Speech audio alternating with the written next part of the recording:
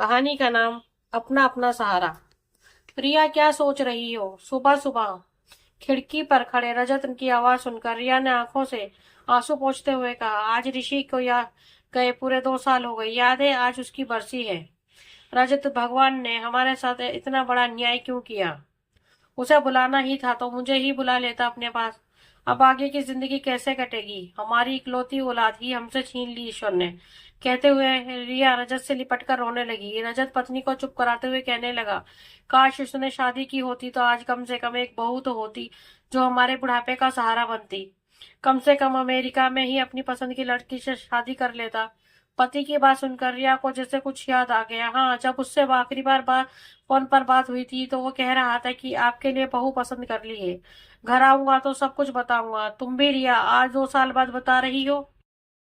मैं क्या करती, उसके बाद ही तो उसका एक्सीडेंट हो गया। फिर मुझे क्या होश था। लेकिन रिया, अगर सच में कोई लड़की उसकी जिंदगी में है थी तो उसका क्या हाल हुआ होगा? अब तक तो उसने शादी कर ली होगी। और क्या पता उसके कारण ही उसका एक्सीडेंट भी हुआ हो। नहीं, उससे उस समय कार में ऋषि अकेला था और गलती आगे से आ रहे ट्रक वाले की थी।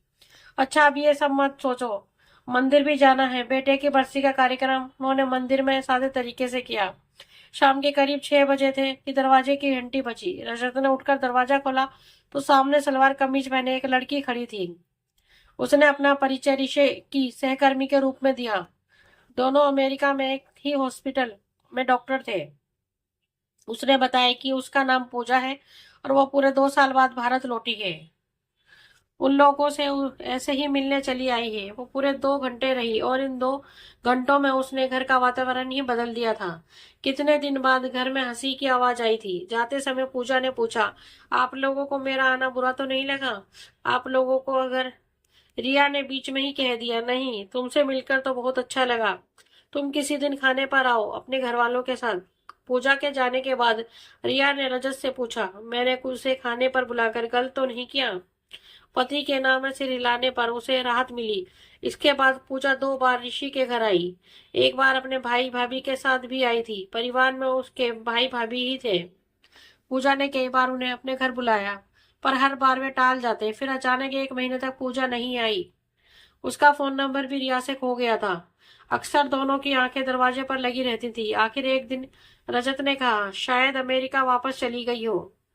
अच्छा, याद है ना, कल 15 नवंबर यानी ऋषि का जन्मदिन है। मंदिर जाना है सुबह। हाँ, कल वो पूरे 32 साल का हो जाएगा।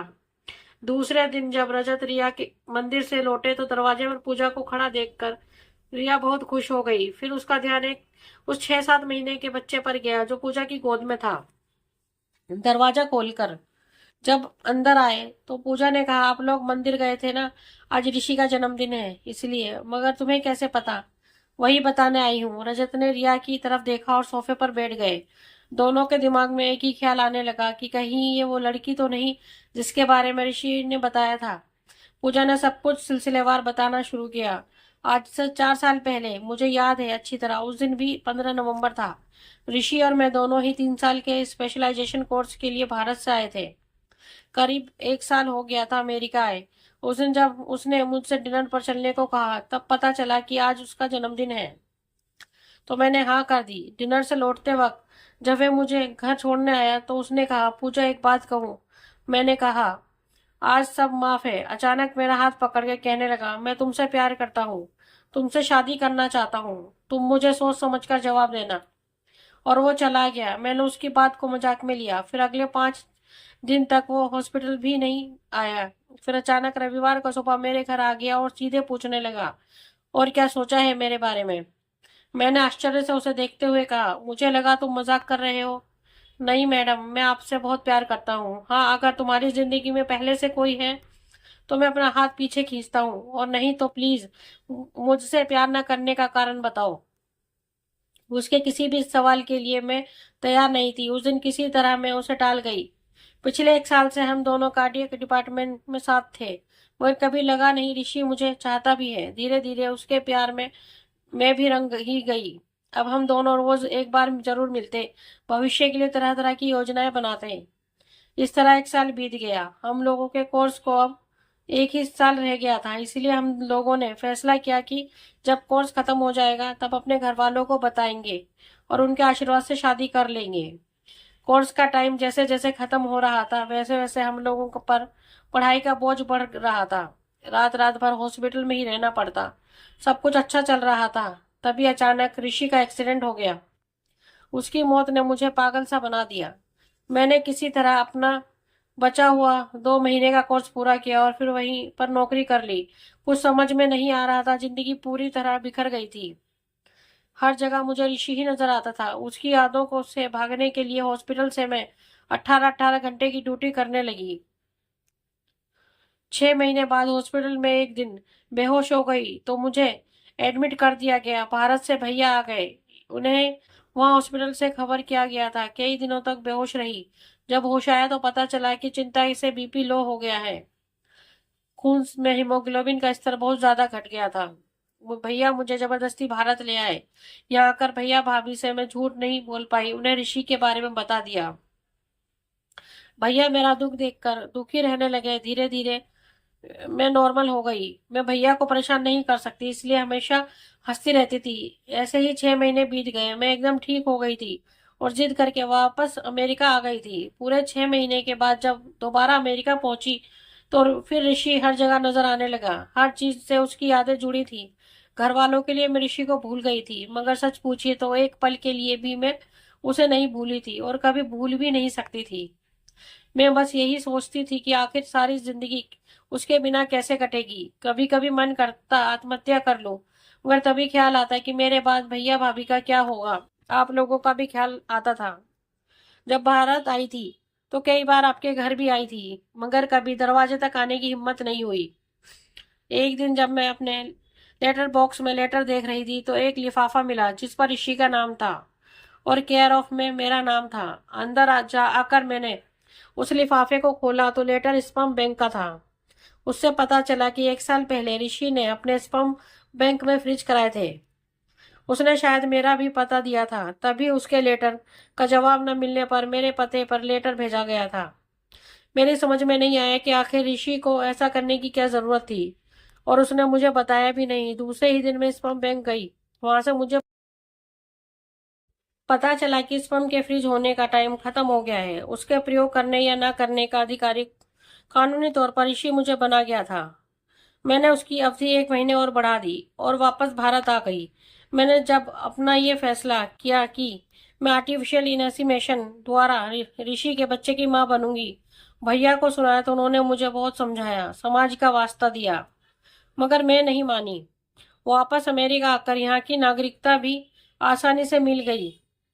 फिर ऋषि ने मुझे कानूनी तौर पर अपने स्पर्म का अधिकारी दिया था, तो वो भी कानूनन उस बच्चे का पिता था। आखिर मैंने आर्टिफिशियल इंसेमिनेशन कर लिया। इस बीच भैया का कोई फोन नहीं आया। मेरा 8वां महीना चल रहा था, तभी भाभी मेरे पास आ गई।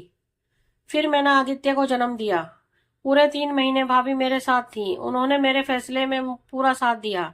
अब आदित्य पूरे 6 महीने का हो गया है। रजत ने पूजा की बात सुनते ही तेज आवाज में कहा, तो तुम ये कहना चाहती हो कि ये बच्चा मेरे बेटे का है और तुम उसकी बिन ब्याही माँ हो, वो भी उसके मरने के 2 साल बाद? क्या तुमने हम लोगों को पागल समझ रखा है?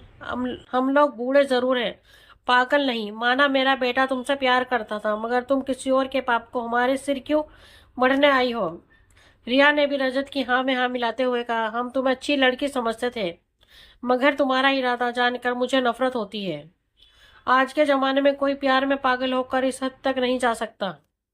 आजकल सच्चा प्यार है ही कहाँ। तुमने क्या सोचा कि हम तुम्हारी बातों में आ जाएंगे? तुम अभी चली जाओ यहाँ से। पूजा ने जाते जाते बस इतना ही कहा, मैं आदित्य को आप लोगों से मिलाने लाई थी, ऋषि का प्रतिरूप दिखाने आई थी, अपना हक मांगने नहीं आई थी। मुझे तो ऋषि पहले ही आदित्य के रूप में अपना हक दे गया। मुझे कुछ नहीं चाहिए। वैसे भी मैं इसे इसीलिए लाई थी कि शायद इससे आप लोगों के जीवन में फिर से खुशी आ जाए। पूजा ने जैसे रजत रिया के जीवन में हलचल मचा दी थी। दोनों इस बात को मानने के लिए तैयार ही नहीं थे कि आज के जमाने में भी लोग प्यार में इतना बड़ा कदम बिना किसी स्वार्थ के उठा सकते हैं। और अगर उन्होंने उसे स्वीकार कर भी लिया तो क्या समाज इसे मानेगा? सुबह जब रजत सोकर उठे तो रिया बैठकर पहले का फोटो एल्बम देख रही थी। ऋषि जब 6 महीने का था तब का फोटो देखकर वो रजत को देखने लगी। रजत ने देखा आदित्य एकदम वैसे ही है। तभी फोन की घंटी बजी। रजत ने फोन उठाया। पूजा की भाभी थी। उन्होंने कल के व्यवहार पर दोनों को खूब बातें सुनाई और कहा वो आप लोगों को सहारा देने आई थी। सोचा था उसके पास जो तो आदित्य है, पर आप लोगों के पास क्या है? मगर आप लोगों ने उसे बेइज्जत करके घर से निकाल दिया। आज वो हमेशा के लिए अमेरिका वापस जा रही है। फोन कट गया। रजत की आंखों से आंसू गिरने लगे। रिया ने घबराकर पूछा क्या हुआ? उसने कहा मैं एयरपोर्ट जा रहा हूँ पूजा को रोकने के लिए। मैं भी साथ चलूंगी। लेकिन जब दोनों एयरपोर्ट पहुंचे तो पूजा की फ्लाइट जा चुकी थी। रिया ने कहा हम लोगों ने देर कर दी, अपना सहारा खुद ही खो दिया। तभी रजत ने कहा नहीं, अभी देर नहीं हुई है, हम लोग खुद उसके पास चलेंगे। चलो अभी पासपोर्ट ऑफिस चलते हैं, इससे पहले कि देर हो जाए। अमेरिका के वीजे के लिए अप्लाई करना है। और दोनों हाथ पकड़कर पासपोर्ट ऑफिस चल दिए, नए उत्साह से अपना सहारा वापस लाने। दोस्तों, आपको हमारी ये कहानी कैसी लगी प्लीज कमेंट में हमें जरूर बताएं। अगर कहानी आपको अच्छी लगे तो अपने दोस्तों के साथ शेयर करें और हमारे चैनल को लाइक एंड सब्सक्राइब करना ना भूलें। धन्यवाद।